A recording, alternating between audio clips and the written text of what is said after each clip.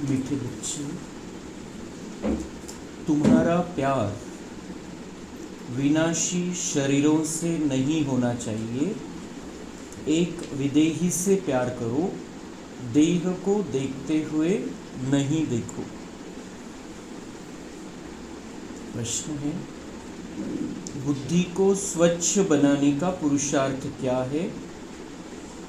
स्वच्छ बुद्धि की निशानी क्या होगी?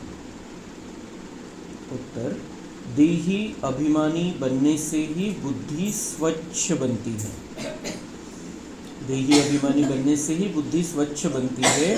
ऐसे देही अभिमानी बच्चे अपने को आत्मा समझ एक बाप को प्यार करेंगे, बाप से ही सुनेंगे। लेकिन जो मूढ़मती है वह देह को प्यार करते हैं और देह को ही श्रृंगारते रहते हैं। ओम शांति। ओम शांति। किसने कहा और किसने सुना? किसने कहा? बाबा ने कहा ओम शांति, और हम आत्मा ने सुना और हमने भी रिस्पॉन्स दिया बाबा को ओम शांति कि मैं आत्मा हूँ, शांत स्वरूप हूँ। और इसी अवस्था में आज की बहुत सुंदर पावरफुल मुरली हमें सुननी है। इस मुरली को अगर हम धारण कर लेंगे, इस एक मुरली को धारण कर लेंगे हम, इतनी महत्वपूर्ण मुरली है आज की, सारा पुरुषार्थ हमारा बदल जाएगा, हमारा सोचने का तरीका बदल जाएगा, हमारा संगम युग बहुत सुहावना हो जाएगा। बहुत सुंदर मुरली है। और सत्संगों में तो जिज्ञासु सुनते हैं, महात्मा या गुरु आदि ने सुनाया ऐसे कहेंगे। प्रवचन असतात तर काय म्हणतात, या गुरूंचं प्रवचन आहे, त्या महाराजांची कथा है। यहाँ पर हमें बिल्कुल क्लियर रहता है, हम किसी की भी, कोई भी निमित्त बनकर बैठता है, किसी की भी मुरली सुनते हैं। हम यहाँ पर सुनते हैं तपस्या भवन में, कोई मुरली हम यूट्यूब पर सुनते हैं, मधुबन में मुरली चलती है, दिल्ली में मुरली चलती है। बुद्धि में क्या है? बाबा क्या सुना रहा है, वो सिर्फ निमित्त मात्र, कोई बैठा है सामने, लेकिन महावाक्य बाबा के है। एनर्जी कौन भर रहा है? बाबा भर रहा है। किसी देहधारी में ताकत नहीं है कि हमें ये महावाक्य सुनाए और साथ साथ शक्ति भी भरता रहे। तो ये बाबा की मुरली है, बाबा के महावाक्य है, बाबा की शक्ति कार्य करती है। बाकी सत्संगों में ये बात नहीं है, देहभान वाले सब सत्संग है। यहाँ परमात्मा ने सुनाया और आत्मा ने सुना, नई बात है ना। देही अभिमानी होना पड़े तो क्या करना है हमें? मुरली सुनते समय और अपने जीवन में भी देही अभिमानी होना पड़े। मैं आत्मा हूँ, ओरिजिनल जे आपलं रूप आहे त्या स्थितीमध्ये राहायचं आहे। मैं आत्मा हूँ, ये तो हड्डी मांस का पुतला मिला है मुझे पार्ट बजाने के लिए, लेकिन मैं आत्मा हूँ। तो मुरली सुनते समय भी और कामकाज करते समय भी मैं आत्मा हूँ, ये स्थिति होनी चाहिए, पक्का होना चाहिए। कई यहाँ भी देह अभिमानी हो बैठते हैं। यहाँ भी मतलब जो 140 देशों में बाबा अपने बच्चों को देखता है तो वो टोटल रिजल्ट सुना रहा है। कई ऐसे हैं जो यहाँ भी, दिन भर का तो सवाल ही नहीं, फिर मुरली सुनते समय भी देह अभिमानी होकर बैठते हैं। तो फिर अपना ही अहंकार रहेगा, देह का नशा रहेगा, देह का भान रहेगा, ये मेरे से छोटा है, ये बड़ा है, ये स्त्री है, पुरुष है सामने बैठा हुआ। अपने आप को देह समझेंगे तो ये सारी बातें आएगी।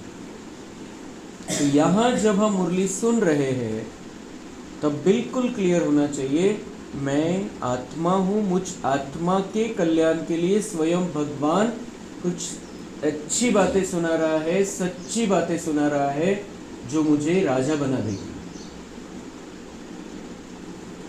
तुम बच्चों को देही अभिमानी हो बैठना चाहिए, त्याच्याशिवाय मुरलीच ऐकायची नाही, कारण त्याचा उपयोगच नाही है। मैं बाबा का बच्चा अंदर विराजमान हूँ और बाबा मुझसे बात कर रहा है, इस भावना से हम मुरली सुनेंगे तो मुरली का रस आएगा, मुरली का महत्व हम रखेंगे और वो जीवन में प्रैक्टिकल में आएगा।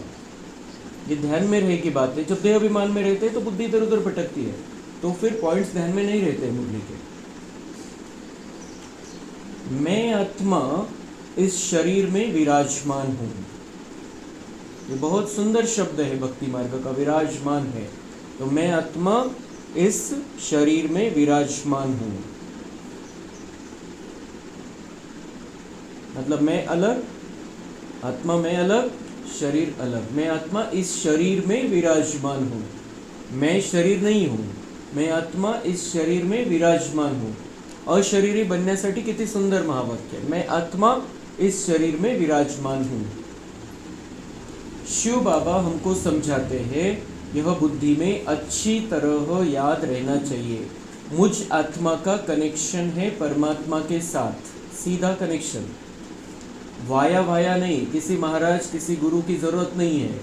मुझ आत्मा का कनेक्शन है परमात्मा के साथ, जो सर्वोच्च है, जो सर्वोपरि है, जो सर्वश्रेष्ठ है, उसके साथ मेरा डायरेक्ट कांटेक्ट है, डायरेक्ट कनेक्शन है। ये नशा ऐसा होना चाहिए जो हमें दिन भर और अपने संपूर्ण संगम युग में चलाता रहे। मेरा परमात्मा के साथ कनेक्शन है, मुझ आत्मा का परमात्मा के साथ कनेक्शन है, तो उसका प्रभाव हमारे कांटेक्ट में आने वालों पर भी पड़ेगा, उनकी सेवा भी होगी।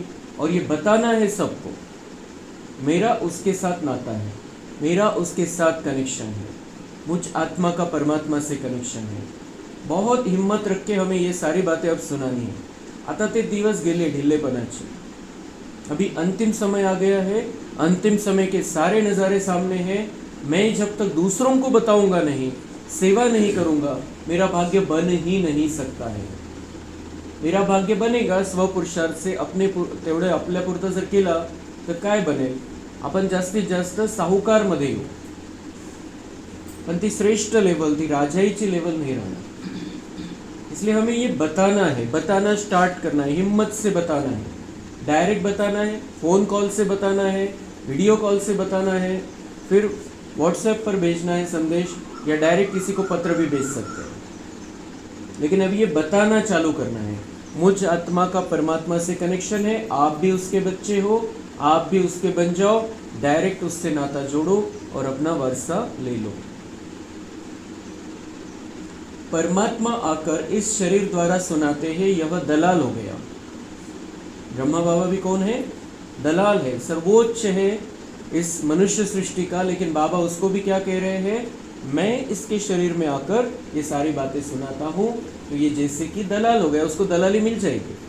बाबा को यूज़ करने दे रहा है रथ, तो उसको दलाली मिल जाएगी। उनका अपना पुरुषार्थ, उन्होंने अपना भाग्य बना लिया, लेकिन ज्ञान तो उनको भी नहीं था कुछ। बाबा ने आकर उनके शरीर में प्रवेश करके ज्ञान सुनाया है। तो सर्वोच्च सर्वोपरि ज्ञान का सागर, सब कुछ जानने वाला एक वो है परमात्मा, और हम उसके बच्चे बने हैं। तुमको समझाने वाला वह है। इनको भी वर्षा वह देते हैं। कौन? शिव बाबा हमें वर्षा देते हैं, हमको समझाने वाला शिव बाबा। मतलब तो किसी दूसरे किसी मुरली चलाने वाले का तो सवाल ही नहीं है। ब्रह्मा बाबा के बारे में बाबा कह रहे हैं, इनको भी वो सुनाता है, इनके द्वारा तुमको वर्षा देता है। मतलब वो माध्यम है सिर्फ। ब्रह्मा बाबा भी माध्यम है, तो दूसरा कोई भी मुरली चलाने वाला तो उससे बड़ा तो हो नहीं सकता। तो माध्यम है, सिर्फ माध्यम है, सिर्फ पोस्टमैन का काम कर रहे हैं।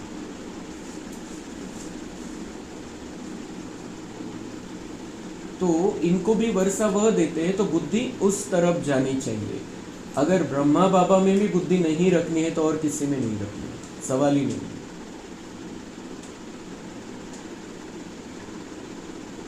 समझो बाप के 5-7 बच्चे हैं, उनका बुद्धि योग बाप तरफ रहेगा ना, क्योंकि बाप से वर्षा मिलना है, भाई से वर्षा नहीं मिलता। वर्षा हमेशा बाप से मिलता है, आत्मा को आत्मा से वर्षा नहीं मिलता। तुम जानते हो आत्मा के रूप में हम सब भाई भाई हैं। ये सब के लिए लागू होने वाला स्टेटमेंट है, महावाक्य है बाबा का, कि आत्मा के रूप में हम सब भाई भाई हैं। हमारा नाता एक दूसरे के साथ क्या है? भाई भाई। हम आत्मा है, शरीर नहीं है। नाता शरीर के हिसाब से है, तो वो तो हर जन्म में बदलते आया है। किसके साथ कैसा नाता, किसके साथ कौन सा नाता, हर जन्म में। तो नाता तो नहीं है, नाता तो अभी ये सिर्फ हम निमित्त मात्र है, हिसाब किताब चुकतू करने के लिए। लेकिन ओरिजिनल हम सब भाई भाई हैं। हम आत्मा भाई भाई, हम आत्मा है तो भाई भाई है। हम सब आत्माओं का कनेक्शन एक परमपिता परमात्मा के साथ है। वह कहते हैं मामेकम याद करो, मुझ एक के साथ ही प्रीत रखो। प्यार करना है तो देहधारी से नहीं करना है। बाबा कह रहे मुझ एक के साथ प्रीत रखो। फायदा उसको नहीं मिलेगा, बाबा को फायदा नहीं मिलेगा, उससे प्यार करने का फायदा, पूरा फायदा हमको मिलेगा। वो क्या देगा हमें कोई हिसाब नहीं लगा सकता है, और वो भी जन्म जन्मांतर के लिए। तो प्रीत मुझ एक के साथ रखो, रचना के साथ मत रखो। बाबा कह रहे मैं रचयिता हूँ, मेरे साथ प्रीत रखो, बाकी सब रचना है, इसके साथ प्रीत मत रखो। ये सब बदलने वाले हैं, विनाशी है। बाबा ही परमानेंट है और बाबा ही हमारा कल्याण करने वाला है, बाबा ही हमको देवता बनाने वाला है। तो प्रीत रखनी है तो एक परमात्मा के साथ, बाकी सबके साथ सेवा का संबंध, और बाबा से ले रहे हैं उनको दे रहे हैं, हमारा डायरेक्ट कुछ नहीं।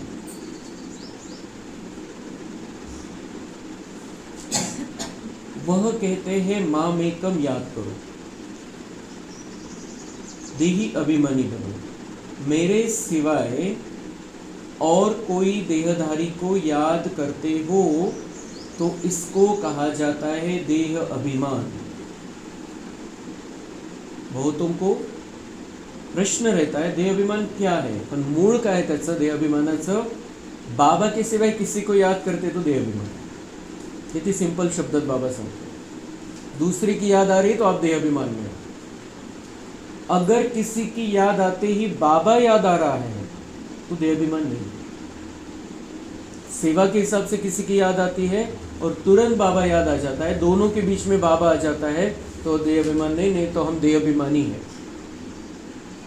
और देह अभिमानी का क्या हाल होगा? त्रेता में जाना पड़ेगा। और अभी ये अंतिम समय, इसलिए किसी की भी याद आती है हमें, किसी की मतलब किसी की भी, तुरंत बाबा याद आ जाना चाहिए और दोनों के बीच में बाबा खड़ा है ऐसे देखना चाहिए, तो देह अभिमान नहीं होगा। और देह अभिमान के कारण जो बाकी बातें होती है वो नहीं होती।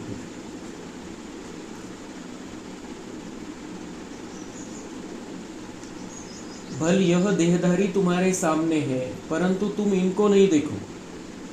ब्रह्मा बाबा के बारे में बता रहा है।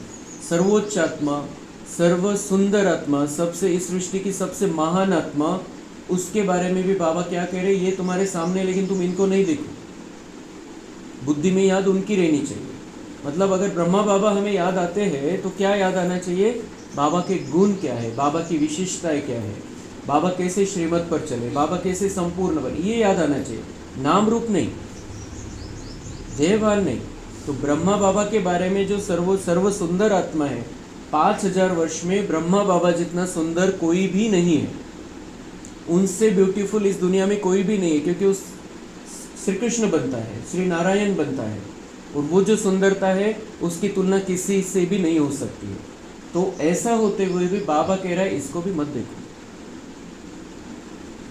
देखना है तो उनकी गुण विशेषताएं देखो, उनका उदाहरण सामने रखो। याद किसकी होनी चाहिए बुद्धि में? एक शिव बाबा की। और ये अंतिम समय की अंतिम मुरलिया बाबा की चल रही है, सारी बातें फाइनल बाबा बता रहे हैं। अब क्या करना है?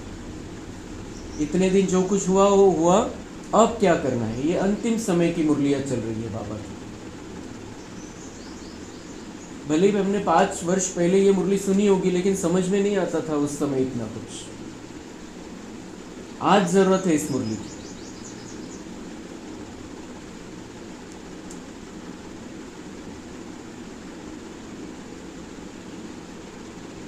बुद्धि में याद उनकी रहनी चाहिए।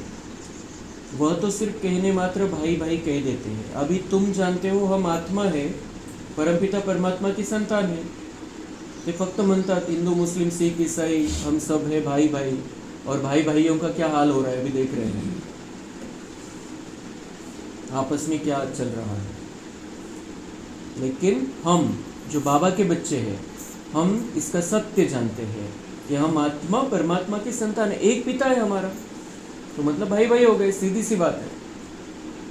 परम पिता है, सबका पिता है, वो सबका बाप है, एक बाप के बच्चे हैं, तो भाई भाई हो गए। कितनी सिंपल आणि सहज गोष्ट है।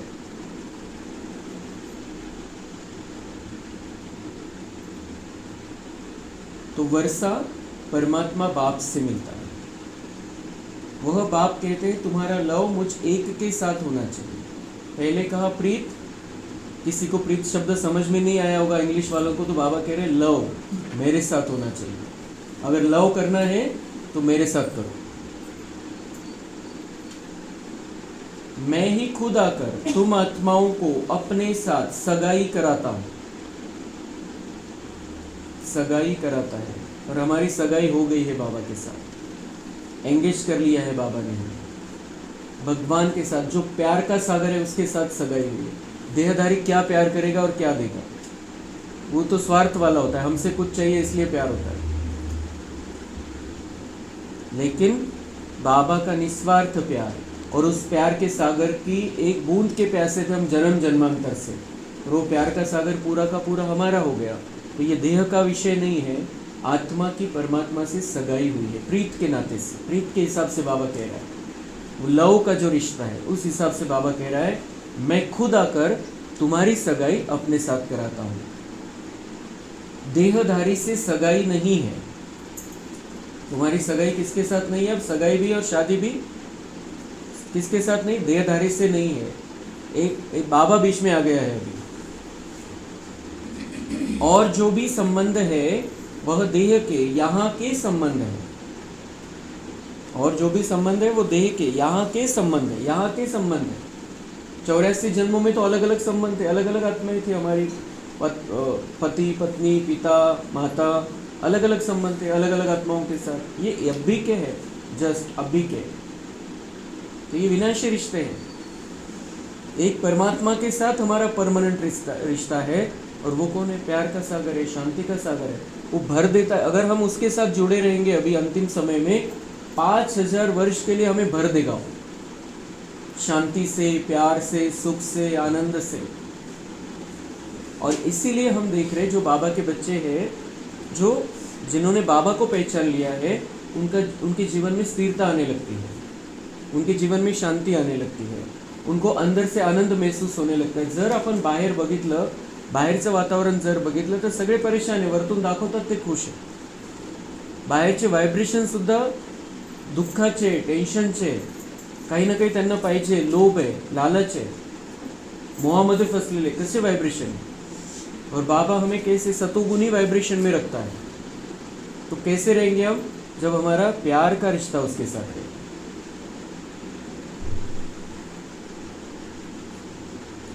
इस समय तुमको देही अभिमानी बनना है। हम आत्मा बाप से सुनते हैं, बुद्धि बाप तरफ जानी चाहिए। किससे सुन रहे हैं? कौन सुना रहा है? बाबा सुना रहा है ये बातें। कितने सुंदर महावाक्य हैं। और हम देखते हैं कि कितने भाई बहने अपने आप को इन महावाक्यों से वंचित रखते हैं। भगवान सुनाता है। ये कोई हद की बात नहीं है कि कोई मनुष्य सुना रहा है, उसका मत दे रहा है। ये भगवान के महावाक्य है, और कितने भाई बहने अपने आप को इन महावाक्यों से वंचित रखते हैं। उन पर हमें रहम आना चाहिए, उनके लिए दुआएं निकलनी चाहिए।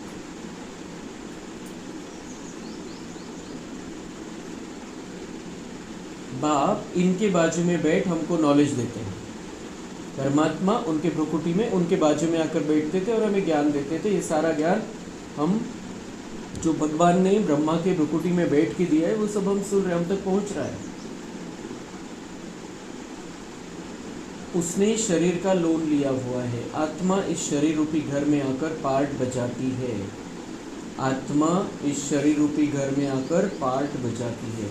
कितनी सुंदर। जर आपल्याला आत्मिक स्थिति बनवायची है, तो एक तो आत्मा इस शरीर में विराजमान है, ये एक पॉइंट बाबा ने दिया। दूसरा पॉइंट, आत्मा इस शरीर रूपी घर में आकर पार्ट बजाती है, जैसे कि वह अपने को अंडर हाउस अरेस्ट कर देती है पार्ट बजाने के लिए।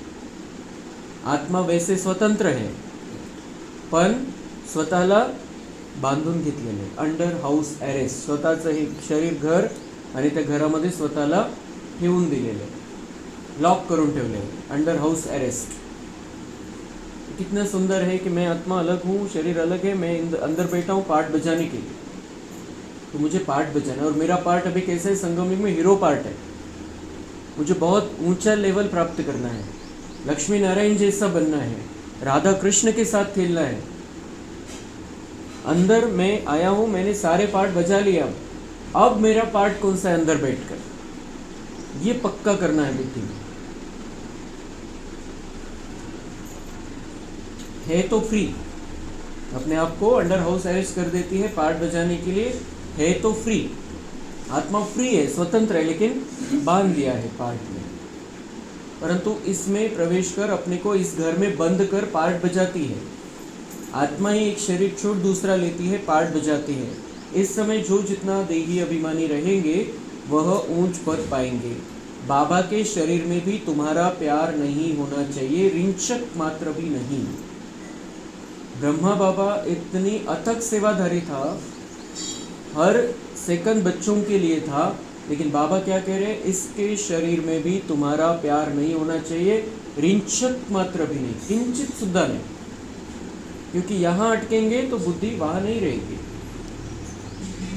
तो ब्रह्मा बाबा का उदाहरण सामने है, उनकी बुद्धि भी कहाँ लगी रहती थी, एक बाबा में, सारा परिवार उनके साथ में था, लेकिन बुद्धि एक बाबा में थी।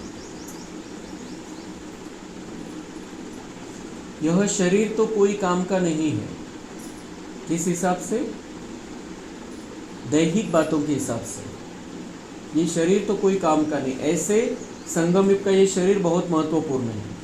तो बाबा दोनों का बैलेंस सिखाता है, अटकना नहीं है, मशीन की तरह यूज़ करना है, गाड़ी की तरह यूज़ करना है, गाड़ी की रिपेयरिंग करते रहना है। इस गाड़ी में रहते हुए ही हमें भाग्य बनाना है अपना, लेकिन फंसना नहीं है इस शरीर में, अटकना नहीं है, इसके लगाव में नहीं रहना है, कि मैं की भान में नहीं रहना है। मैं अलग, शरीर मिला है, पार्ट बजाना है, बहुत अच्छा पार्ट बजाना है इन कर्मेंद्रियों के द्वारा। मैं इस शरीर में प्रवेश करता हूँ। और ब्रह्मा बाबा के शरीर के बारे में भी बाबा कह रहे हैं, ऐसे ये शरीर तो कोई काम का नहीं है, मैं इस शरीर में प्रवेश करता हूँ सिर्फ तुमको समझाने के लिए। मतलब इस शरीर से दिल लगाओगे, शरीर को देखोगे तो तुम्हारा कुछ फायदा होने वाला नहीं। ब्रह्मा बाबा, मैं तुमको समझाने के लिए इसमें प्रवेश करता हूँ बस। यह है रावण राज्य पराया देश। रावण को जलाते हैं परंतु समझते नहीं है, चित्र आदि जो भी बनाते हैं उनको जानते नहीं है, बिल्कुल ही मूढ़मती है। बाबा कह रहे हैं जो दुनिया में जो कुछ भी होता है ऐसे वो सभी आत्माएं मूढ़मती, तुच्छ बुद्धि है। उसको अगर हम जर त्याला गावठी भाषेमध्ये म्हणायचं तो मूर्खपण है। रावण राज्य में सब मूढ़मती हो जाते हैं, देह अभिमान है ना, तुच्छ बुद्धि बन गए हैं। बाप कहते हैं मूढ़मती जो होंगे वह देह को याद करते रहेंगे, देह से प्यार रखेंगे। मूढ़मती की निशानी क्या है, किसको कहेंगे मूढ़मती? जो देह को याद करते हैं, जो आत्मा रूप में नहीं देखते। तो इसके लिए प्रैक्टिस हमें क्या करनी है, जब हम आईने के सामने खड़े रहते हैं तब अपने आप को देखना है, मैं आत्मा हूँ, मैं शरीर नहीं हूँ, शरीर समाप्त, मैं आत्मा हूँ, मैं बच गई आत्मा। और किसी को भी देखेंगे, सामने से देखेंगे, वो आत्मा है, उसका शरीर गल गया, खत्म हो गया। शरीर को नहीं देखना है, उसके शरीर की रचना को नहीं देखना है। फिर मोबाइल में अभी वीडियो कॉल आते हैं, उस पर भी उसको आत्मा रूप में देखना है, शरीर को नहीं देखना है। देहभान को ख़त्म कर देना है पूरी रीति से। आत्मा है, शरीर खत्म। जब टीवी पर हम किसी को देखते हैं, आत्मिक स्थिति में देखना है, किसी को भी देख रहे हैं, चाहे हम भारत के प्रधानमंत्री को देखें, चाहे भारत की हमारी राष्ट्रपति द्रौपदी बहन को देखें, टीवी पर देख रहे हैं, उनको देखना है शरीर खत्म, ये आत्मा है। ज्याला ज्याला आपण बघतोय त्याला त्याला आत्मा रूपामध्ये बघायचं। ये बहुत बहुत ज़रूरी प्रैक्टिस है। ब्रह्मा बाबा ने वो जो 350 लोग थे उनके साथ में, उस समय उन्होंने लिखकर प्रैक्टिस की। अब हमें उतना समय नहीं मिलता है कि उतना हम करें, तो जो भी जिससे भी मिलते हैं, जिससे भी बात करते हैं, उस समय हम ये प्रैक्टिस कर सकते हैं। ये आत्मा है, और कैसे आत्मा है? बाबा का बच्चा है, चमकता हुआ सितारा है, उस रूप में हमें देखना है। तो क्या होगा, हमारे अच्छे वाइब्रेशन उनको जाएंगे, उनके अच्छे वाइब्रेशन हमको आएंगे। नहीं तो देहभान वाले विकारों वाले वाइब्रेशन जाएंगे और फिर एक दूसरे को फंसाते रहते हैं। तो बाबा कह रहे हैं ये मूढ़मति की निशानियां हैं जो देह को देखते हैं, देह से प्यार करते हैं। स्वच्छ बुद्धि जो होंगे वह तो अपने को आत्मा समझ परमात्मा को याद कर परमात्मा से सुनते रहेंगे, इसमें ही मेहनत है। जो स्वच्छ बुद्धि है, स्वच्छ बुद्धि किसको कहेंगे? जो अपने आप को आत्मा समझ रहे, सतोगुनी स्थिति में है, तो वो क्या करेंगे? अपने आप को आत्मा समझ परमात्मा को याद कर परमात्मा से सुनते रहेंगे। अभी परमात्मा से ही सुनने की जरूरत है, वो हमको देवता बना देगा, वो हमको बादशाही देगा उसका, अगर सुनेंगे तो, उसको सुनते रहेंगे तो। नहीं तो फिर दूसरों का सुनते रहेंगे, उधर बुद्धि फंसी हुई रहेगी, उधर ही अटके रहेंगे हम। इसमें ही मेहनत है। यह तो बाप का रथ है, बहुतों का इनसे प्यार हो जाता है। कैसा शक्तिशाली बाबा है हमारा, उसके शरीर में बैठ के कह रहा है कि उसको मत देखो, इससे प्यार नहीं करना, भूल कर भी प्यार नहीं करना, थोड़ा सा भी प्यार नहीं करना इससे, उसके शरीर में बैठ के कह रहा है। क्यों? क्योंकि अगर बुद्धि योग देह से रहेगा तो कोई फायदा नहीं होगा। इसीलिए बाबा ने कहा वर्षा किससे मिलता है? बाप से मिलता है। ये तुम्हारा भाई है, भाई से वर्षा थोड़ी मिलना है। जैसे हुसैन का घोड़ा, उनको कितना सजाते हैं। अब महिमा तो हुसैन की है ना, घोड़े की तो नहीं। ज़रूर मनुष्य के तन में हुसैन की आत्मा आई होगी ना, वह इन बातों को नहीं समझते। अभी इसको कहा जाता है राजस्व अश्वमेघ अविनाशी रुद्र ज्ञान यज्ञ। हम कहाँ पर शामिल हो गए हैं? कौन सी प्रोसेस में शामिल हो गए हैं? कौन से यज्ञ के ब्राह्मण हैं हम? इस यज्ञ का पूरा नाम क्या है? राजस्व अश्वमेघ अविनाशी रुद्र ज्ञान यज्ञ। हमारे इस यज्ञ का नाम, पूरा नाम है राजस्व अश्वमेघ अविनाशी रुद्र ज्ञान यज्ञ। तो ये राजाई दिलाने वाला यज्ञ है। इस शरीर रूपी अश्व को इसमें स्वाहा कर देना है, मतलब देह का भान समाप्त कर देना है। ये अविनाशी शिव बाबा ने रचा हुआ यज्ञ है और जन्म जन्मांतर का कल्याण करने वाला यज्ञ है।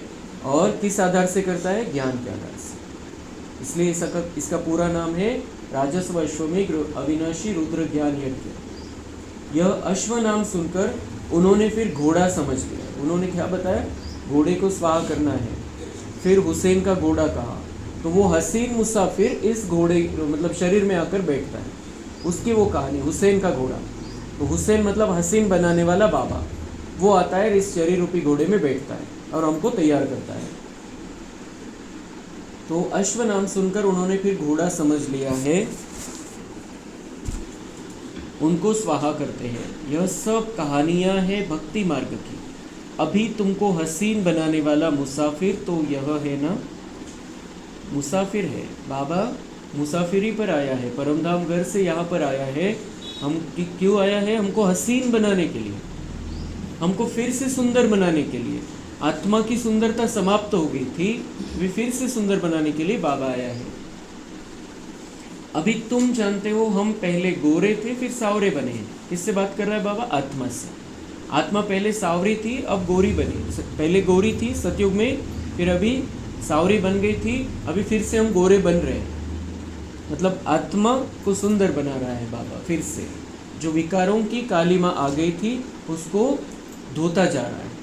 तो जितना हम ज्ञान योग में रहेंगे उतना उतना बाबा हमें वो धोता रहेगा, आत्मा धुलती रहेगी, स्वच्छ बनती जाएगी।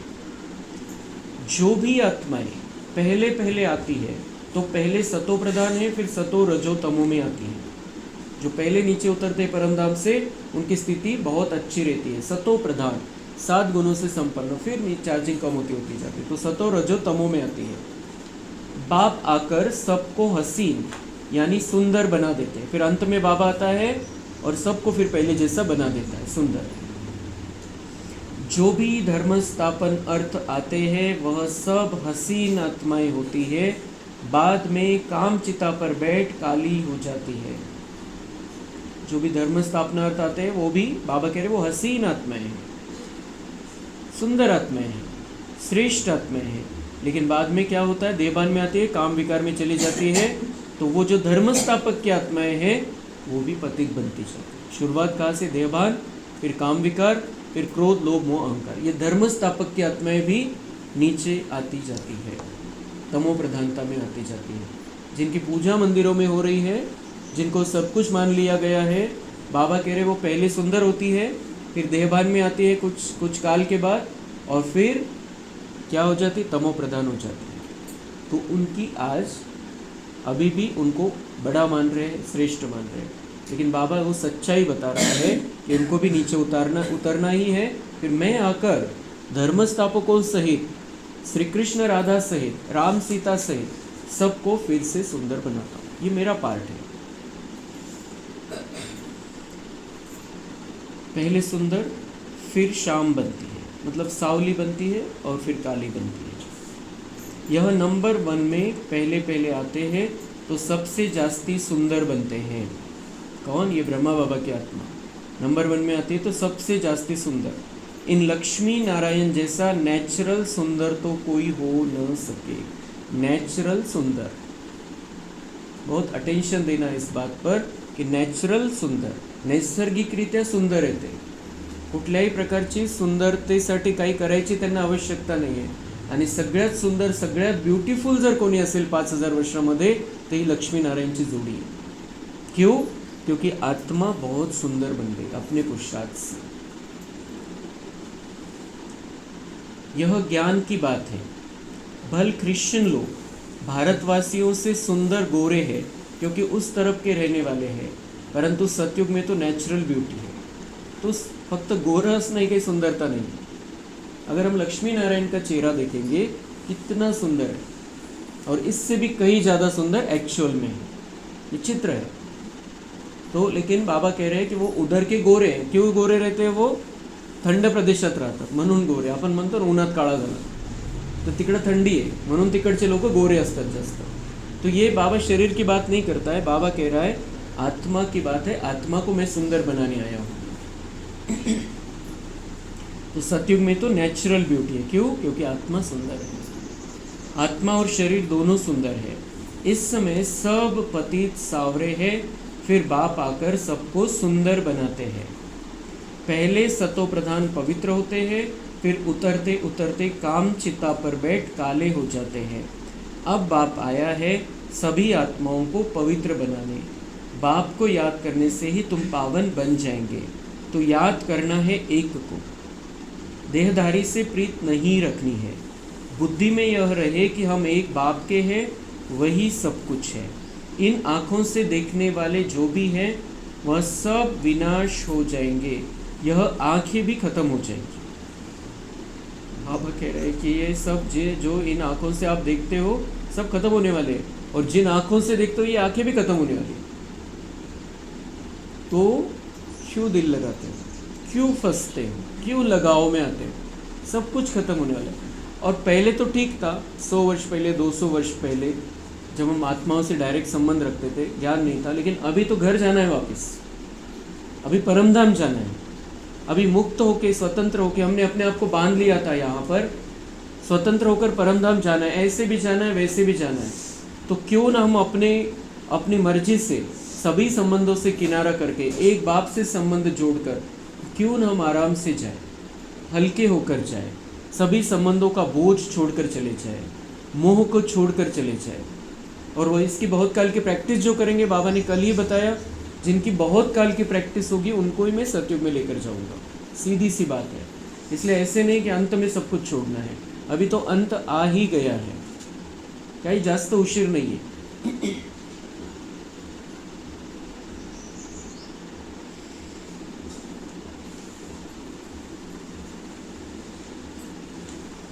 बुद्धि में यह रहे कि हम एक बाप के हैं, वही सब कुछ है. इन आँखों से देखने वाले जो भी है वो सब विनाश हो जाएंगे.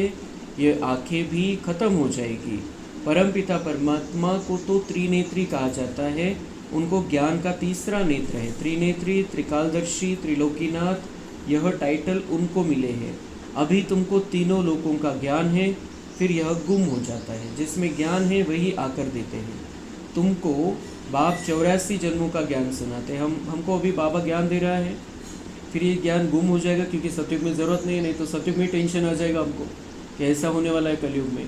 इसलिए ज्ञान बाबा ख़त्म कर देता है। फिर उसके पास ही ज्ञान है, क्योंकि वो सतयुग से लेके कलयुग तक आता नहीं है, पार्ट नहीं है उसका, शरीरधारी नहीं बनता है वो।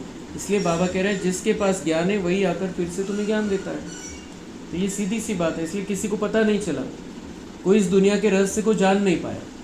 बाबांनी येऊन सगळे सिक्रेट आपल्याला सांगितलेले या दुनियेचे, क्योंकि वही जानता है अकेला। तुमको बाप 84 जन्मों का ज्ञान सुनाते हैं। किसके? हमारे 84 जन्मों का ज्ञान। बाप कहते हैं अपने को आत्मा समझो, मैं इस शरीर में प्रवेश कर आया हूँ तुमको पावन बनाने, मुझे याद करने से ही पावन बनेंगे, और कोई को याद किया तो सतो प्रधान बन नहीं सकेंगे, पाप कटेंगे नहीं तो कहेंगे विनाश काले विपरीत बुद्धि विनश्यंती। मनुष्य तो बहुत अंधश्रद्धा में है, देहधारियों में ही मोह रखते हैं। अब तुमको देही अभिमानी बनना है, एक में ही मोह रखना है, दूसरे कोई में मोह है तो गोया बाप से विपरीत बुद्धि है। बाबा कह रहे हैं मोह रखना है तो ये शुद्ध मोह है जो आप परमात्मा में रखते हो। अगर देहधारी में मोह रखा तो इसका मतलब विपरीत बुद्धि है, एक में भी बाबा से विपरीत बुद्धि, क्योंकि वो आत्मा खींचती है। एक आत्मा में भी मोह नहीं रखना है।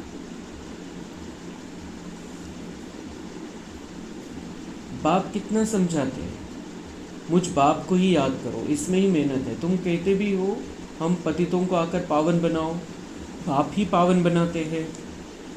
तुम बच्चों को 84 जन्मों की हिस्ट्री ज्योग्राफी बाप ही समझाते हैं, वह तो सहज है ना। बाकी याद के ही डिफ़िकल्ट सब्जेक्ट है। बाप के साथ योग रखने में कोई भी होशियार नहीं है। बाबा कभी कभी ऐसे रिजल्ट सुना देता है की कोणाला समजत नाही माझ्याशी योग कसा लावायचा। क्यों? क्योंकि हर पल नहीं रहता है, अप डाउन स्थिति होती रहती है।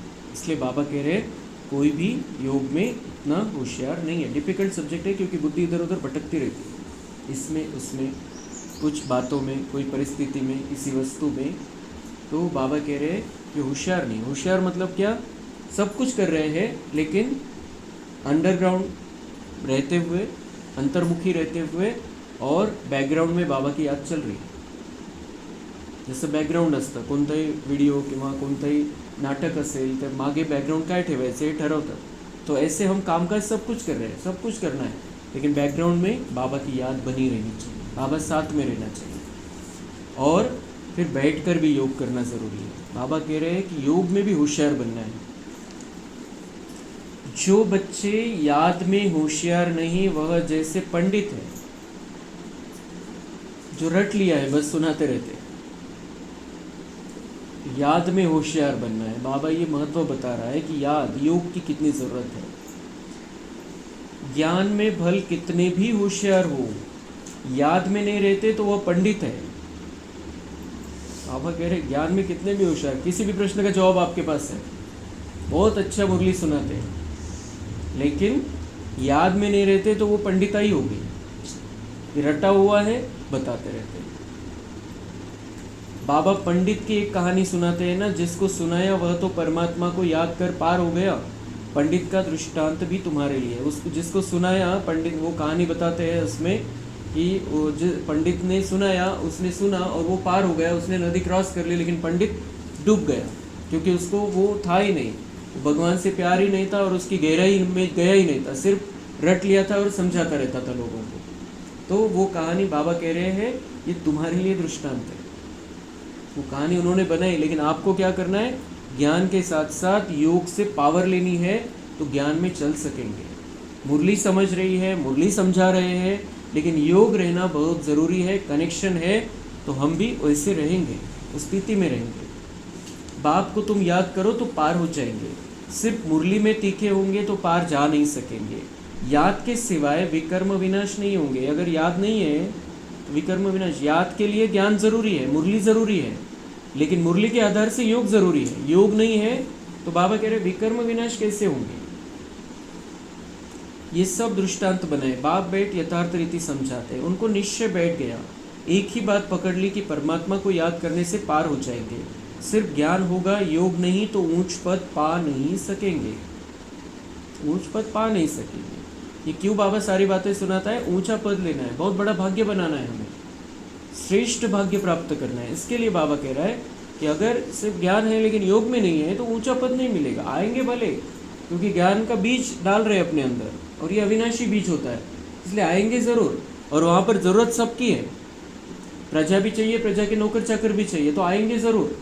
लेकिन बाबा कह रहे हैं अगर योग नहीं है ठीक से तो फिर प्रजा में रहना पड़ेगा, राजा पद, ऊंचा पद नहीं मिलेगा। ऐसे बहुत है, याद में नहीं रहते। बहुत प्यार से बाबा देखता है सबको। बाबा कह रहे हैं ऐसे बहुत है, याद में नहीं रहते। मूल बात है ही याद की। बहुत अच्छी अच्छी सेवा करने वाले हैं, परंतु बुद्धि योग ठीक नहीं होगा तो फंस पड़ेंगे। सेवा बहुत करते लेकिन बुद्धि योग बाबा के साथ नहीं है तो फिर फंसेंगे। कैसे फंसेंगे?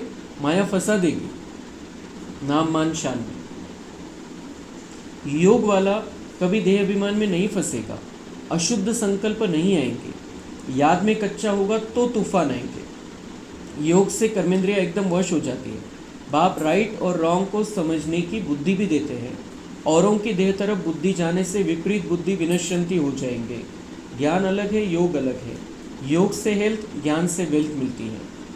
योग से हेल्थ, जितना बाबा से योग रहेगा आत्मा में ताकत आती जाएगी और हमारे रोग भी धीरे धीरे कम हो जाते हैं, शांत हो जाते हैं, या फिर हमें तकलीफ नहीं देते, आत्मा को तकलीफ नहीं देते, शरीर में भले रहेगी तकलीफ। तो योग से हेल्थ और ज्ञान से वेल्थ मिलती है। जितना ज्ञान रत्नों से अपने आप को भरपूर करेंगे, खजानों से मालामाल रहेंगे, तो सतयुग में वेल्थ ही वेल्थ रहेगी, मालामाल रहेंगे सतयुग में। यहाँ ज्ञान से मालामाल और वहाँ धन से मालामाल। और यहाँ योग से अपने शरीर को दुरुस्त रखेंगे, ठीक रखेंगे, और वहाँ 2500 वर्ष निरोगी रहेंगे। 1 सेकंद सुद्धा इथं डोकं सुद्धा दुखणार नहीं है। 1 सेकंद पर 2500 वर्ष।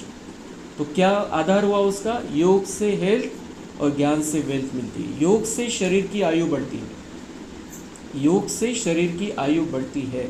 और ये बाबा असस नहीं बोलत, जानकी दादी का बहुत बड़ा उदाहरण हमारे सामने है। बाबा से जो उनकी प्रीत थी और कनेक्शन था, उसी आधार से उनकी आयु बढ़ गई। वो 60 वर्ष में ही चली जाती थी, 105 वर्ष तक रही है। कितना बड़ा उदाहरण है।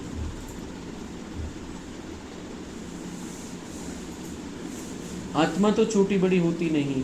आत्मा कहेगी मेरे शरीर की आयु बड़ी होती है, अभी आयु छोटी है, फिर आधा कल्प के लिए शरीर की आयु बड़ी हो जाएगी, हम तमोप्रधान से सतोप्रधान बन जाएंगे। आत्मा पवित्र बनती है, सारा मदार आत्मा को पवित्र बनाने पर है। पवित्र नहीं बनेंगे तो पद भी नहीं पाएंगे। कोणाला जर घरी काम असेल तर जाऊ शकता, एकही ओळ सोडायची इच्छा नाही आज, सगळीच फुटली घ्यायची आहे। काम असेल अर्जंट तो जाऊ शकता। माया चार्ट रखने में बच्चों को सुस्त बना देती है। बच्चों को याद की यात्रा का चार्ट बहुत शौक से रखना चाहिए। देखना चाहिए कि हम बाप को याद करते हैं या और कोई मित्र संबंधी आदि तरफ बुद्धि जाती है। सारे दिन में याद किसकी रही अथवा प्रीत किसके साथ रही, कितना टाइम वेस्ट किया, अपना चार्ट रखना चाहिए, आपला हिशोब ठेवायचा आहे। संपूर्ण दिवसभरामध्ये काय काय केलं, कोणाकोणाच्या आठवणीमध्ये राहिलं, योग कोणाशी होता, जिसको भी याद कर रहे हैं, जिसके बारे में सोच रहे हैं, उसके साथ योग है, उसके वाइब्रेशन हमको आएंगे। फिर किसको किसको याद किया दिन भर में, किससे किससे बातें की, और भगवान से कितनी देर बातें की, भगवान को कितना याद किया, बाबा को क्या हाल सुनाया अपने दिल का, बाबा के सामने कैसे बैठे, कितने देर बैठे, कितनी किरणें ली अपने ऊपर। बाबा कह रहे इसका चार्ट रखो और रोज रखना है। कितना टाइम वेस्ट किया, अपना चार्ट रखना चाहिए। परंतु कोई में ताकत नहीं है जो चार्ट रेगुलर रख सके। चॅलेंज देतोय बाबा। बाबा म्हणते तुमच्या ताकतच नहीं है कि तुम्हें रेगुलर चार्ट ठेवा। तो हमें भी ये चैलेंज स्वीकारना है, हमें ये चार्ट रखना है। भले हम लिख कर नहीं, लेकिन हम पूरे दिन का हिसाब बैठ कर तो लगा सकते हैं कि हमने क्या क्या किया सवेरे से शाम तक। तो बाबा का चैलेंज स्वीकारना है और पूरा हिसाब हमें रोज अपना लगाना है, बाबा को देना है वो हिसाब। कोई वेगळा रख सकते, मग बाबा म्हणते याच्यामध्ये पण अपवाद आहे, मला माहिती आहे कोणी कोणी ठेवतील। माया पूरा चार्ट रखने नहीं देती है, एकदम सुस्त बना देती है, चुस्ती निकल जाती है। बाप कहते मामेकम याद करो, मैं तो सभी आशिकों का माशूक हूँ। तो माशूक को याद करना चाहिए ना। माशूक बाप कहते हैं तुमने आधा कल्प याद किया है, अब मैं कहता हूँ मुझे याद करो तो विकर्म विनाश हो जाए। आधा कल्प तुमने याद किया है, कसं केलं? अंधारात अंधश्रद्धा होती. आता बाबा म्हणतो मी स्वतः आलेलो आहे आणि मी म्हणतो याचा माझी आठवण करा डायरेक्ट, तर तुमचे मग पाप कर्म भस्म होतील. ऐसा बाप जो सुख देने वाला है कितना याद करना चाहिए. और तो सब दुख देने वाले हैं, और तो सब दुख देने वाले हैं. हिसाब किताब है हर एक के साथ. दुख ही मिलता है, हमें पता नहीं चलता है. बाकी दुनिया में जो कुछ भी है दुख ही मिलता है, अंत परिणाम. तो दुख देने वाले हैं, वह कोई काम आने वाले नहीं है. काम क्या आएगा? बाबा की याद, बाबा से ली हुई शक्तियाँ, बाबा से लिए हुए गुण, वो काम आएगा. ये कोई काम आने वाले नहीं है. और कोरोना में देख लिया कोई किसी के काम नहीं आता, वो बता दिया बाबा ने ट्रेलर. अंत समय एक परमात्मा बाप ही काम आता है. अंत का समय एक हद का होता है, एक बेहद का होता है. तो अंत का समय तो हर जन्म में आता है, अभी वो हद का समय हो गया, लेकिन अभी ये बेहद का अंत समय है. अभी एक बाबा की याद ही हमें 5000 वर्ष के लिए भाग्य बना कर देगी, बहुत सुंदर हमें बनाएगी, श्रेष्ठ जीवन हमें देगी. इसलिए वो हद का अंत का समय तो हमने पार कर लिए, अभी ये बेहद का अंत का समय है. इस दुनिया को छोड़कर हमें परम धाम जाना है, बाबा के पास जाना है, अपने घर जाना है. तो सारे हिसाब किताब चुप होकर जाना चाहिए हमें, सज़ा खाकर नहीं जाना है, सीधा सीधा जाना है. बाप समझाते हैं अच्छी रीति याद करते रहेंगे तो अकाले मृत्यु नहीं होगी. मतलब हम बहुत सोच समझ कर इस शरीर को छोड़ेंगे, अचानक नहीं हो जाएगा. अचानक होगा मतलब दुनिया वालों के लिए अचानक होगा, लेकिन अंदर ही अंदर हमें पता चल जाएगा कि अब मुझे जाना है तो बहुत स्थिति सुंदर होगी और हम आत्मा आराम से शरीर छोड़कर जाएंगे. तो बाबा कह रहे अच्छी रीति. और जब अंतमति सुगति होती है, फिर अगर हम आराम से शरीर छोड़ेंगे, बाबा की याद में शरीर छोड़ेंगे, तो उसका परिणाम क्या होगा कि हमारा ऊंचा पाठ हो जाएगा. तुमको अमर बना देते हैं. पहले तो बाप के साथ प्रीत बुद्धि चाहिए. कोई के भी शरीर के साथ प्रीत होगी तो गिर पड़ेंगे, फेल हो जाएंगे, चंद्रवंशी में चले जाएंगे. ये प्यार भरी वार्निंग है बाबा की. अगर आज हमने चेंज नहीं कर लिया अपने आप को तो बहुत पछताना पड़ेगा. बाबा रिजल्ट बता रहा है. अगर कोई के भी शरीर के साथ, कोई के भी मतलब एक के भी शरीर के साथ प्रीत होगी तो गिर पड़ेंगे, फेल हो जाएंगे, चंद्रवंशी में चले जाएंगे. सीधी सी बात बाबा बता रहा है. त्रेता में आना पड़ेगा. 2 करोड़ में भी नंबर नहीं लगेगा हमारा, त्रेता में आना पड़ेगा. स्वर्ग सतयुगी सूर्यवंशी राजाई को ही कहा जाता है, त्रेता को भी स्वर्ग नहीं कहेंगे. बाबा कह रहे हैं स्वर्ग में जाना है तो सतयुगी सूर्यवंशी राजाई में आना है आपको. त्रेता कोई स्वर्ग नहीं आहे, तिथं सेकंड लेवल आहे. सेकंड लेवल आहे. स्वर्ग जर आहे तर वैकुंठ जर आहे तो सतयुग आहे, त्रेता नाही. चार्जिंग कमी झालेले आत्मा आहे तिथं आणि सतयुगामध्ये फुल चार्ज आत्मा है. इसलिए बाबा कह रहे हैं स्वर्ग का अगर अनुभव लेना है तो सतयुग में जाना है. सतयुग में जाना है तो किसी के साथ भी प्रीत नहीं होनी चाहिए, देहधारी के साथ किसी से भी लगाव नहीं होना चाहिए, किसी के तरफ भी झुकाव नहीं होना चाहिए, किसी के साथ भी टकराव में नहीं आना है. अभी बस मैं बाबा इसी धुन में रहना है. जैसे द्वापर और कलयुग है तो कलयुग को रौरव नर्क तमो प्रधान कहा जाता है. द्वापर को इतना नाही की, जसं बाबा म्हणताय की कलयुग कसं एकदम रौरव नर्क आहे, अति झालेली इथं, तसं द्वापर नाही आहे. तसंच सतयुग सब फुल स्वर्ग आहे, त्रेताला नाही म्हणता येणार. फिर तमो प्रधान से सतो प्रधान बनने के लिए याद चाहिए. खुद भी समझते हैं हमारे फलाने से बहुत प्रीत है, उसके आधार बिगर हमारा कल्याण नहीं होगा. ये बचकानी बातें हैं, कमज़ोरी की बातें कि उसके आधार बिगर हमारा कल्याण नहीं होगा. एक बाबा बैठा है, हजारों भुजाओं वाला हमारे साथ बैठा है, और किसका आधार चाहिए अब फिर? अब उसके आधार बिगर हमारा कल्याण नहीं होगा. बाबा कह रहे ऐसे जो कहने वाले हैं फिर जाओ त्रेता में. अब ऐसी हालत में अगर मर जाए तो क्या होगा? उसका आधार ढूंढ रहे. बाबा ने कह दिया, कल ही कह दिया कि अगर आप सोचोगे वो बदलेगा फिर मैं बदलूंगा, फिर मैं पुरुषार्थ करूंगा, तो ना वो बदलेगा ना आप बदलेंगे. ये रिजल्ट होने वाला. तो ऐसे ही बाबा कह रहे हैं कि अभी उसके आधार बगैर हमारा कल्याण नहीं होगा। अगर ये सोचेंगे ऐसी हालत में मृत्यु तो किसकी भी कभी भी आ सकती है, तो फिर क्या बनाया हमने अपना भाग्य। विनाश काले विपरीत बुद्धि विनश्यन्ति, धूल छाई पद पालेंगे।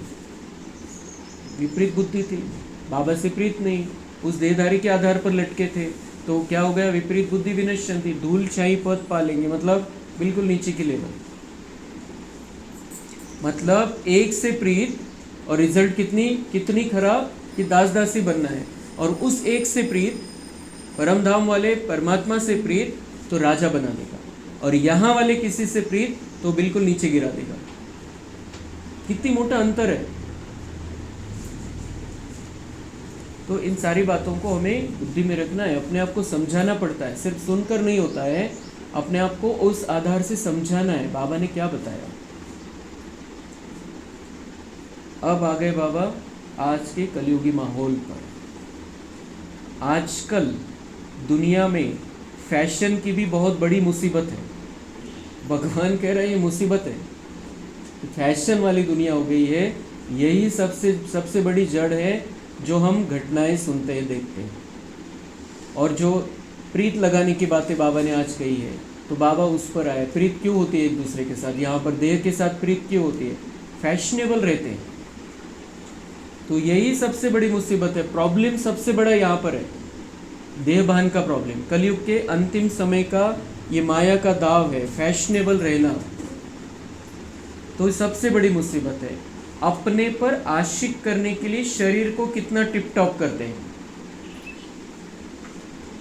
ये भगवान के महावाक्य है, किसी देहधारी किसी संत के नहीं है। अपने पर आशिक करणे, टिप टॉप करते, इसका मतलब क्या आहे? आकर्षित करायचं आहे, मी चांगली दिसली पाहिजे, मी चांगली वाटली पाहिजे सगळ्यांना, त्यांच्या इच्छापेक्षा मी चांगली वाटली पाहिजे, तिच्यापेक्षा मी चांगली वाटली पाहिजे। और फिर उसका रिजल्ट क्या होता है? अपने पर आशिक कर लेते हैं, त्यांच्या नजरा, त्यांची बुद्धी आपल्याकडे, आणि ते विकारांची बुद्धी आणि ती कमजोरी, मग ते व्हायब्रेशन कुठं जाणार? आत्माला टच होणार, आत्मा अजून कमजोर होत जाईल। ये भगवान कह रहा है, वो ऊपर बैठा है लेकिन उसको सब पता है। अपने पर आशिक करने के लिए शरीर को कितना टिप टॉप करते हैं, कारण वही रहता है अंदर से, मी सुंदर दिसली पाहिजे म्हणजे काय, अपने पर आशिक करने के लिए शरीर को टिप टॉप करते हैं। आता समजा काही पिंपल्स असतील, फोडा आलेले असतील, तर क्रीम लावणं वेगळी गोष्ट आहे, ती वेगळी गोष्ट है, औषध। अब बाप कहते हैं बच्चे किसी के भी नाम रूप में मत फंसो, हमको फंसना नहीं तो दूसरे को भी क्यों फंसाना है। लक्ष्मी नारायण की ड्रेस देखो कैसी रॉयल है, अभी देखो उनको, उन्होंने कौन सा ब्यूटी क्रीम लगाया है, कौन सी वो लिपस्टिक लगाते हैं, लक्ष्मी नारायण को देखना है तो उनकी ड्रेस भी देखो और उनकी शरीर भी देखो। वह है शिवालय, इसको कहा जाता है वैश्यालय, वो शिवालय है। और यहाँ सज रहे संवर रहे किस लिए? सजना के लिए।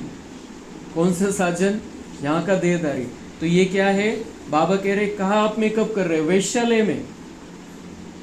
वो शिवालय में तो ऑटोमेटिक मेकअप है, और यहाँ वैश्यालय है, ये यहाँ पर मेकअप। इन देवताओं के आगे जाकर कहते हैं हम वैश्यालय के रहने वाले हैं। देवताओं के आगे जाकर बुद्धि से समझते हैं हम वैश्यालय में रहते हैं। आजकल तो फैशन की ऐसी मुसीबत है, सबकी नज़र चली जाती है, फिर पकड़कर भगा ले जाते हैं। सगळे प्रॉब्लेम त्याच्यामुळेच आहे। सतयुग में तो कायदेशीर चलन होती है, वहाँ तो नॅचरल ब्युटी है ना, सगळे आत्मिक स्थितीमध्ये आणि खूप सुंदर आहे। ते जेव्हा ते जिचं लग्न आहे तिला जेव्हा ते सजवतात किती सुंदर दिसते ते, आणि जेव्हा मेकअप उतरतो तेव्हा लक्षात येतं क्या है। लेकिन वहाँ पर तो नॅचरल सुंदर आहे, हर पल झोपेतून उठल्यावर झोपेत बघा, कधी बघा, एकदम सुंदरता आहे। पण आत्मिक स्थिती आहे तिथं, त्यामुळे कोणी कोणावरती देहाच्या हिशोबाने आकर्षित नाही है। तो हमें भी समझना है और दुनिया वालों को भी ये कारण बताने हैं क्यों हो रहे हैं प्रॉब्लम। हमें खुद को समजना आहे, अमल करना आहे. अगर जे कोणी लावत नाही क्रीम त्यांना त्यांच्यासाठी हे ज्ञान का बरं आहे?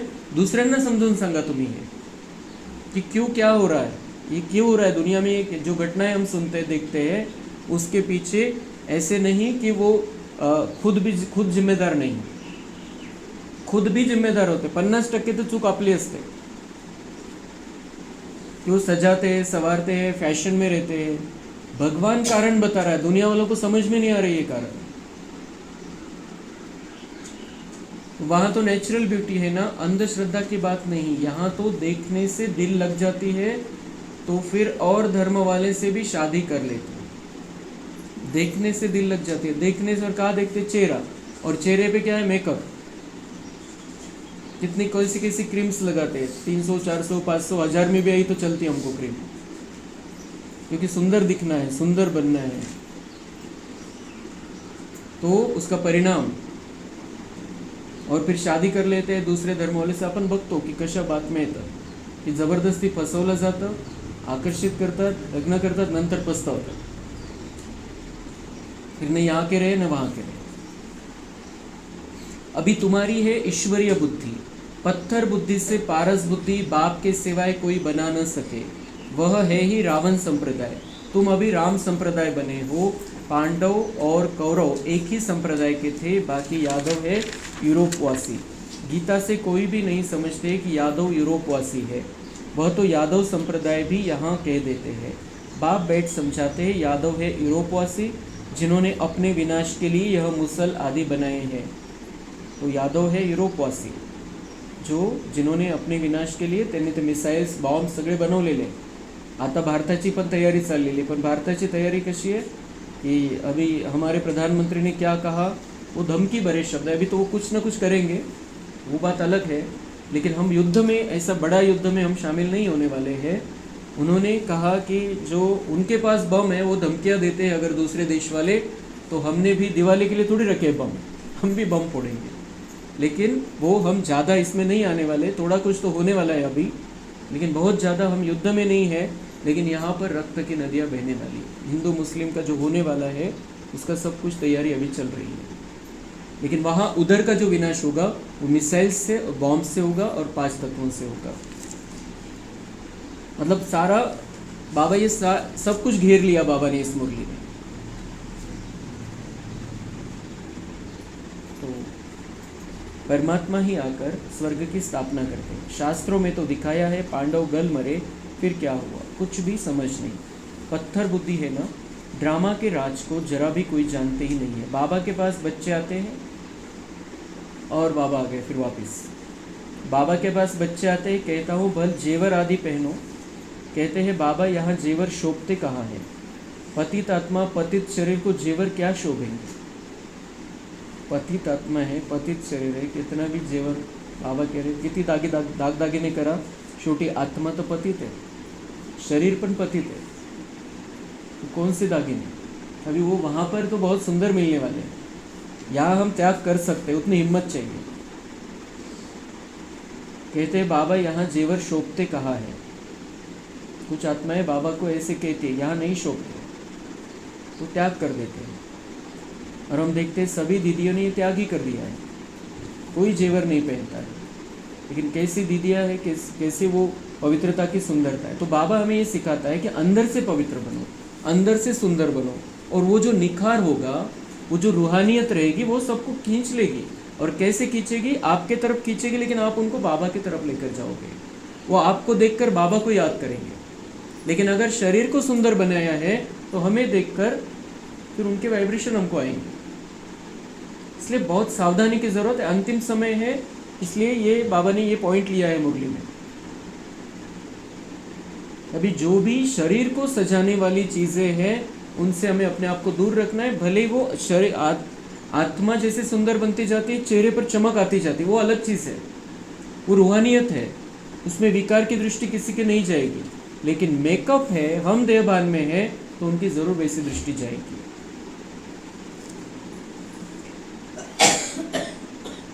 तो वहाँ तो हम इन जेवरों आदि से सजे रहेंगे. अथाह धन होता है, सब सुखी ही सुखी रहते हैं. बल वहाँ फील होता है यह राजा है, हम प्रजा है, परंतु दुख की बात नहीं। यहाँ अनाज आदि नहीं मिलता है तो मनुष्य दुखी होते, वहाँ तो सब कुछ मिलता है। दुख अक्षर मुख से निकलेगा नहीं, नाम ही है स्वर्ग। यूरोपियन लोग उनको पैराडाइज कहते हैं, समझते हैं वहाँ गॉड गॉडेज रहते थे, इसलिए उन्होंने चित्र भी बहुत खरीद करते हैं, परंतु वह स्वर्ग फिर कहाँ गया यह किसको पता नाही आहे। स्वर्गाचे चित्र आहे, स्वर्गाचं बऱ्याचशा गोष्टी आहे, बऱ्याचशा माहिती करून घेतात बाहेरचे पण लोक, पण हा स्वर्ग गेला कुठे मग कुणालाच माहिती नहीं। स्वर्ग होता तो मग कुठे गेला, काय झालं त्याचं। और बाबा ने आकर हमें सारा सत्य बता दिया, कैसे सीढ़ी उतरते हम नीचे आए, स्वर्ग से नरक बन गई दुनिया। तुम अभी जानते हो यह चक्र कैसे फिरता है, नई सो पुरानी, पुरानी सो फिर नई दुनिया बनती। देही अभिमानी बनने में बड़ी मेहनत है, तुम देही अभिमानी बनने से इन अनेक बीमारियों आदि से छूट सकेंगे, बाप को याद करने से ऊंच पद पा लेंगे। अच्छा, मीठे मीठे सिक्के लधे बच्चों प्रति माता पिता बाप दादा का याद प्यार और गुड मॉर्निंग। रूहानी बाप की रूहानी बच्चों को नमस्ते। हम रूहानी बच्चों की रूहानी बाप दादा को याद प्यार गुड मॉर्निंग नमस्ते। वाह बाबा वाह, शुक्रिया बाबा शुक्रिया। धारणा के लिए मुख्य सार, किसी भी देहधारी को अपना आधार नहीं बनाना है, किसी भी देहधारी को अपना आधार नहीं बनाना है। शरीरों से प्रीत नहीं रखनी है, दिल की प्रीत एक बाप से रखनी है, किसी के नाम रूप में नहीं फंसना है। याद का चार्ट शौक से रखना है, इसमें सुस्त नहीं बनना है। चार्ट में देखना है मेरी बुद्धि किसके तरफ जाती है, कितना टाइम वेस्ट करते हैं। सुख देने वाला बाप कितना समय याद रहता है, सुख देने वाला बाप, बाकी सब दुख देने वाले हैं। सुख देने वाला मतलब जन्म जन्मांतर के लिए सुखी करने वाला बाप, उसकी याद कितने समय रही, ये चेक करना है। वरदान है गृहस्थ व्यवहार और ईश्वरीय व्यवहार दोनों की समानता द्वारा सदा हल्के और सफल भव। सभी बच्चों को शरीर निर्वाह और आत्मनिर्वाह की डबल सेवा मिली हुई है, लेकिन दोनों ही सेवाओं में समय का शक्तियों का समान अटेंशन चाहिए। यदि श्रीमत का कांटा ठीक है तो दोनों साइड समान होंगे, लेकिन गृहस्थ शब्द बोलते ही गृहस्थी बन जाते हैं तो बहानेबाजी शुरू हो जाती है। इसलिए गृहस्थी नहीं ट्रस्टी है। इस स्मृति से गृहस्थ व्यवहार और ईश्वरीय व्यवहार दोनों में समानता रखो तो सदा हल्के और सफल रहेंगे। फक्त घर संभाले से वो गृहस्थी है। बाबा कह रहे हैं गृहस्थ व्यवहार और ईश्वरीय व्यवहार दोनों में समानता रखो, दोनों का बैलेंस रखना ज़रूरी है। गृहस्थी कहेंगे तो फिर बहानेबाजी शुरू हो जाती है, अभी ये है, अभी ये करना है, अभी वो करना है, अभी वो करना है। और जब हम समझेंगे हम ट्रस्टी है तो हम वो जो कुछ करना है वो करेंगे, लेकिन साथ साथ जो बाबा ने नियम मर्यादाएं बताई है, दिनचर्या बताई, उसको भी फॉलो करेंगे। तो दोनों का बैलेंस, गृहस्थ व्यवहार और ईश्वरीय व्यवहार। स्लोगन है फर्स्ट डिवीजन में आने के लिए कर्मेंद्रिय जीत माया जीत बनो। आता विजयी बनायचं, विकारांवरती विजयी बनायचे आणि आपल्या कर्मेंद्रियांचा मालिक बनायचे। तर आपण कुठे येऊ, फर्स्ट डिवीजन लक्ष्मीनारायणच्या सोबत।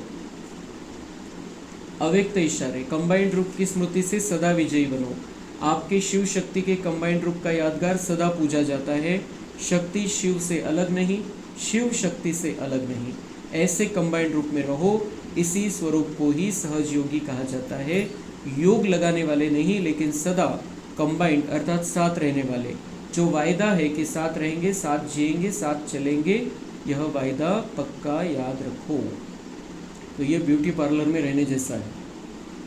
अगर हम बाबा के साथ रहेंगे, शिव शक्ति से अलग नहीं, शक्ति शिव से अलग नहीं, मैं आत्मा शिव के साथ में हूँ, तो उसकी एनर्जी आती रहेगी। ये हमारा तपस्या का जीवन हमें सुंदर बनाने वाला है। उसकी एनर्जी जो 7 गुणों की एनर्जी है, ये आत्मा को ब्यूटीफुल बनाएगी और उसका प्रभाव चेहरे पर दिखाई देगा, शरीर पर उसका असर होगा। इसलिए कंबाइंड रूप जो है ये सदा बुद्धि में रखना है। मैं और बाबा साथ साथ हूँ, जुदा नहीं हूँ, तो उसकी एनर्जी में रहेंगे और सुंदर से सुंदर बनते जाएंगे। आत्माएं हमारे द्वारा बाप को पहचान लेंगी। अच्छा, ओम शांति।